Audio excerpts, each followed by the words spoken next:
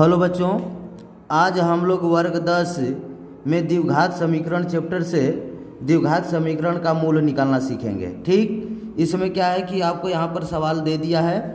क्या सवाल दिया है कि 9x² - 12x + 4 = 0 का मूल निकालें। जैसे देखिए, मूल निकालने की ऐसे कई विधियाँ होती हैं, जैसे गुणनखंड विधि होती है, पूर्ण वर्ग विधि होती है, एक द्विघाती सूत्र विधि होती है। तो हम लोग क्या करते हैं कि द्विघाती सूत्र का प्रयोग करके जो है इसका हम लोग क्या करेंगे तो मूल निकालेंगे। तो सबसे पहले हम लोग क्या काम करते हैं कि इसमें a b c का मान लिख लेते हैं। a क्या है, b क्या है, c क्या है। देखिए पहले a का जो मान होता है, a जो होता है वो होता है x² का गुणांक। तो कितना है तो 9 है। तो a का मान कितना हो जाएगा तो 9 हो जाएगा। अब देखिए, अब b का मान निकाल लेते हैं। b क्या है तो b जो है x का गुणांक होता है। कितना होता है, कितना इसमें दिया है तो -12 है। इसके बाद c जो होता है अचर पद होता है। तो c का मान कितना दिया है तो आपका 4 दे दिया है। ठीक, अब इतना निकालने के बाद तुरंत इसका जो है विवेचक निकालिए। क्या चीज़ तो विवेचक यानी d निकाल लेते हैं। d का सूत्र क्या होता है तो b² - 4ac। ठीक, अब यहाँ पर हम लोग मान रखेंगे। b का मान कितना है देख रहे हैं -12 है। तो यहाँ पे हम लोग क्या रख लेते हैं तो -12 का स्क्वायर हो गया।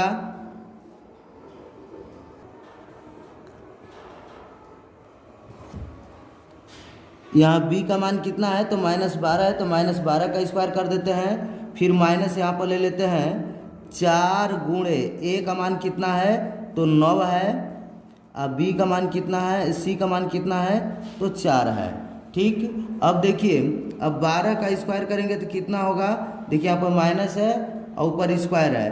तो माइनस का स्क्वायर करेंगे तो प्लस हो जाएगा। केवल 12 का स्क्वायर करेंगे कितना हो जाएगा तो 144 हो जाएगा। माइनस इसमें गुणा करते हैं 4 9 36 और 36 में 4 का गुणा करेंगे, ये भी कितना हो जाएगा 144 हो जाएगा। अब 144 में 144 को हम लोग घटा देते हैं, क्या हो जाएगा तो 0 हो जाएगा। क्या आ गया तो 0 आ गया। तो अब हम लोग क्या काम करते हैं कि अब हम लोग मूल निकाल लेते हैं। देखिए यहाँ पर मूल का सूत्र रखिए। ठीक, मूल का सूत्र जो होता है, देखिए अगर d का मान अगर 0 हो तो मूल का सूत्र -b/2a पर भी निकल जाएगा। लेकिन आप जो सीधा एक सूत्र होता है उसको ले लीजिए। क्या तो -b अब प्लस माइनस अंडर रूट में होता है d, अब बटा में क्या होता है तो 2a होता है। बटा में क्या होता है 2a। अब देखिए यहाँ पर माइनस है तो माइनस रख लेते हैं। b का मान क्या था तो देख रहे हैं कि b का मान जो है आपको -12 दिया है।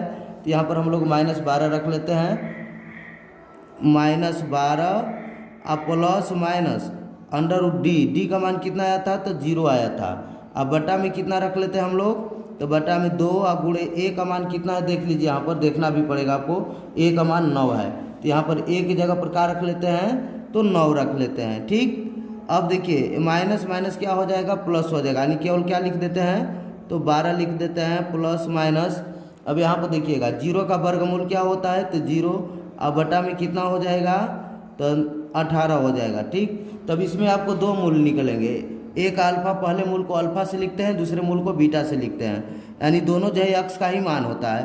तो यहाँ पर हम लोग लिख लेते हैं अल्फा बराबर यानी पहला मूल क्या हो जाएगा तब 12 अब प्लस 0 रखना होगा। अल्फा लिखते समय प्लस वाला लिखेंगे, यानी 0 और बटा में क्या चीज़ तो 18। अब देखिए यहाँ पर 12 में 0 अगर जोड़ेंगे तो क्या आएगा तो 12 आएगा। बटा में कितना है 18 है। ठीक, अब देखिए दोनों कितने का गुणज है तो 6 का है। तो कटा देते हैं 6 दूना का 12 आई हो गया 6 × 18, यानी कितना आया तो 2/3 आ गया। 2/3।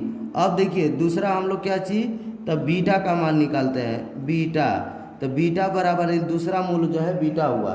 तो बीटा का मान क्या हो जाएगा तो देखिए यानी 12, यहाँ पर देखिए प्लस माइनस दोनों दिया गया था।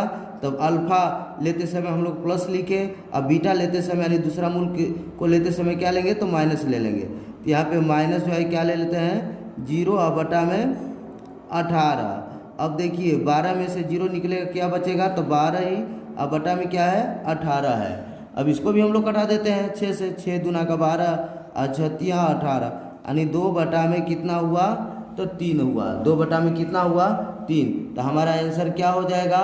तो हमारा आंसर हो जाएगा 2/3 और 2/3, यही क्या हो जाएगा? तो आंसर हो जाएगा। ठीक।